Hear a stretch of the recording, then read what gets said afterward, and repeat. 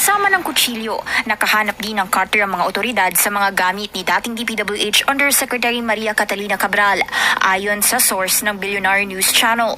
Yan ay matapos maghain ng search warrant ang NBI sa tinuluyang kwarto ni Cabral sa Ion Hotel bago siya namatay. Okay, tingnan ninyo ang nakakatawa dito, no? Una, meron silang nakitang kutsilyo. Ngayon, meron naman silang nakitang cutter. Ang nakapagtataka dito, bakit nila ni-rule out kagad yung possibility na meron pumatay sa kanya? Kasi kung merong nakitang kutsilyo, meron nakitang cutter, hindi lang naman pagpapakamatay ang tendency nun. Instead na mag-focus sila doon sa huling kasama nitong si Cabral, abay tila baga ang ginagawa na nila ngayon ay hinahalongkat yung kuno di umano ay may posibilidad na koneksyon itong si Cabral dito sa hotel. Patuloy ang paghingi namin ng panig ni Sanchez. Una nang ibinalita ng BNC na ino-operate ng Potiel Resort Management ang Ion Hotel. 99% owned ito ni Ralph Robintan, ang umano'y close associate ni Benguet Congressman Eric Yap. Ang mga footprint na ito, event trail at dokumento ang mas nagpapatibay sa nauna ng pahayag ni DILG Secretary John Vic Remulla sa BNC na naging beneficial owner si Cabral ng Ion Hotel. Ipinangalan daw ito sa partner niya at itinransfer sa business associate ni Eric Yap. Nananatiling bukas. Ang nakakatawa pa nito, no, sinasabi nila na beneficial owner daw si Cabral at inilipat sa kay ganito at kay ganyan. Pero nakita natin ang pagpasok ni Cabral sa hotel. Eto, meron bang specially treated na dumadaan lang sa driveway? Ayan ba, yung special guest daw. Tapos nandito siya sa may recipient. Doon siya sa may counter para i-check yung kanyang booking. Meron bang ganun na receiver daw ng hotel or beneficiary daw pero nagbubook ng hotel? Tapos dito tignan ninyo, paglabas nila ng elevator sa may 4th floor, special guest ang trato daw sa kanya pero wala man lang nag-escort sa kanila. Dito paglabas din nila sa elevator, hinahanap nila yung room nila.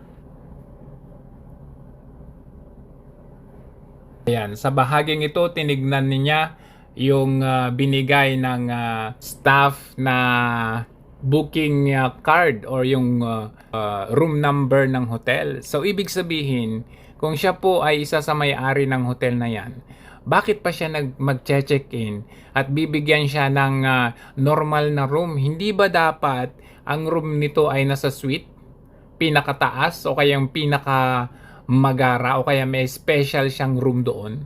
Nanguna sa listahan si Bohol 3rd District Representative Christine Alexi Tutor na umano'y may 2.7 billion pesos worth of sponsored projects. Ikalawa si dating Batangas 6th District Representative at ngayon Executive Secretary Ralph Recto. Oh, hindi ba? Yung humawak dati sa finance, kasabwat at napakalaki naman pala talaga. So ngayon, alam na natin kung nasaan si Cabral. Si Cabral ay hindi po patay. Hanapin po natin. Nasa Pilipinas pa lang yan. Santos na may 2.1 billion pesos worth of sponsored projects. Sunod sa listahan, si Negros Oriental 2nd District Representative Manuel Sagarbarria. Etong si Sagarbarria, talamak talagang kurap ito. Meron tayong insider na pinakasuhan itong si Sagarbarria. Kaya itong si Sagarbarria, mas masahol pa ito, no, sa mga digamo na akala nila pag si Sagarbarria ang papalit kay digamo, mas gaganda ang Negros Oriental. Pero tignan nyo naman, no, 2 billion. 1.6 billion pesos naman ang nakalista sa ilalim ng pangalan ni Palawan 2nd District Representative Jose Alvarez. 1.6 billion pesos din kay Leyte 1st District Representative at dating House Speaker Martin Romualdez. Oh, hindi ho ba? Yan pala ang ebidensya. Bagamat hindi siya yung top 1 pero nakita natin, eto marami pala ang hawak na ebidensya itong si Cabral, kaya nila prinotektahan yung ebidensya na yan. Ang hindi nila alintana ay nabigyan na pala ng kopya ni Cabral si Leviste bago pa nila gawin ang script na ito. House Speaker Martin Romualdez. 1.5 billion pesos naman kay Noy Surigao del Sur 2nd District Representative Johnny Pimentel. 1.2 billion pesos worth of projects para kay Rizal 1st District Representative Michael Duavit. 1.1 billion pesos naman kay Nooy House Appropriations Chair at ako Bicol Party List Representative Zaldico. Oh, paano ninyo masasabi ngayon na sinungaling at hindi totoo ang pinagsasabi ni Zaldico? Siyempre, kasangkot siya doon, kasabwat siya doon, at siya ang chairperson ng appropriations. So that means, kung insider ka, taga doon ka, alam mo ang pinaggagawa ninyo. Ngayon, dahil inilaglag siya, abay nagsalita siya at inilaglag ang kanilang mga kalakaran. Kabilang dito, sina Laguna 3rd District Representative Amben Amante, Batangas 2nd District Representative Jinky Luistro, former Batangas 1st District Representative Eric Buhai. O, ano na? Kung wala ni speaker, walang tupad. Kung wala ni speaker, walang AX. Kung wala ni speaker, walang flood control. O, ayun na. Lumabas ang tunay na kulay. Kayo, nagmamagaling kayo na paimbestigahan yung sinasabing confidential funds ni VP Sara. Pero kayo, bilyon-bilyon ang inyong kinukurap. Isa rin tong Eming Pascual na ito eh. Akala mo matino. Nung naging mayor ito, nakakabilib ito kasi maganda nga naman kanyang ginagawa. Pero habang tumatagal pala, doon natin makikita ang kabulukan talaga, no? Dahil sa pera. Ito, partida pa to, no? Hindi pa ito insertion sa BICAM. Ito po ay specific line items na ipinasok pa nila mismo doon sa NEP. Pero tignan ninyo so kung paano nila gagawin ito. Abay talagang magtuturo talaga ito sa presidente. Tignan natin ang proseso nito. Hindi BICAM o budget insertions ang laman ng mga dokumentong ito.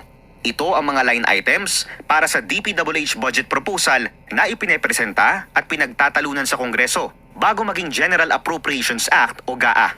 Sa sworn affidavit ni former DPWH Undersecretary Roberto Bernardo, idinetali niya ang proseso ng pagbuo ng DPWH budget proposal at kung ano mga umano'y inappropriate intervention na natatanggap ng ahensya mula sa ilang mga personalidad tulad ng mga politiko. Ayon kay Bernardo, nagsisimula ito sa consultation stage ng Regional Development Council sa DPWH, local government units at iba pang stakeholders ng nasabing lugar. Dito raw kasi nagsisimulang gamitin ng ilang mga taong may posisyon tulad ng mga senador, mga kongresista, executive department officials at local executives ang kanilang kapangyarihan. Oh, ayan. Nakita ninyo? Yang mga executives na yan, ayan, mga executives na yan, yan yung mga bataan ni Marcos Jr. Yung mga lagi niyang kasama, yan mga yun. Siyempre kasama yung mga congressman at mga ilang mga senadors. Hindi talaga malayo mangyari na ang pagkamatay, hindi pala namatay, na ang nawawalang si Cabral ay hawak niya talaga ang halos lahat, no, ng mga proyektong nilabasan ng pera ng gobyernong ito. Kaya Yusek Cabral, nasan ka man, sana magpakita ka para naman matupad yung sinabi ni Marcos Jr. na ay maareston sila kaagad. Umpisa pa lang ito. Marami pa tayong ipapakulong at marami pang magpapasko sa kulungan. Noche buena na. Wala pa rin nakukulong. Hanep na yan. Nasaan na yung pinagyayabang ni PBBM? Ba naman yan?